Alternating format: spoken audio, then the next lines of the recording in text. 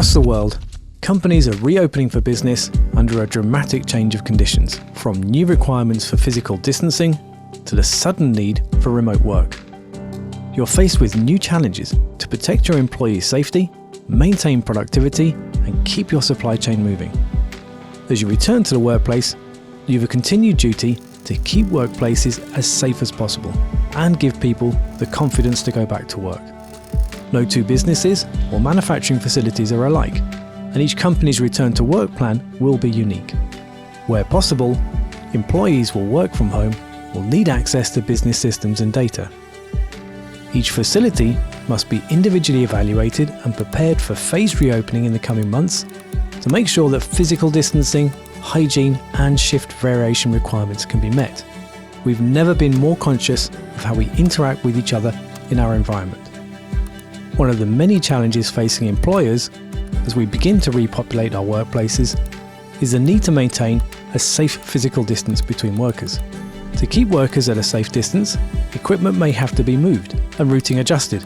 Floor markings may be added to denote safe working zones or one-way traffic flow. Physical distancing, new movement routes, and revised material handling strategies in your facility may increase the time it takes for products to move through your production process. Productivity may be affected, and an early calculation of the effect on travel time can help to predict and adjust production cap.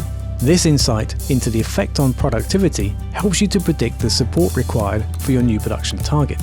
This provides you with the information you need to calculate the support you need, both from your employees and your further supply chain. Where physical distancing guidelines cannot be met, protective barriers may be installed to prevent transmission. Hand washing stations may be required at entrances and exits, and hand sanitizer stations will be required wherever hand washing stations are impractical. As the revised layout of your production facility begins to take shape, you'll need to communicate the required changes to your team.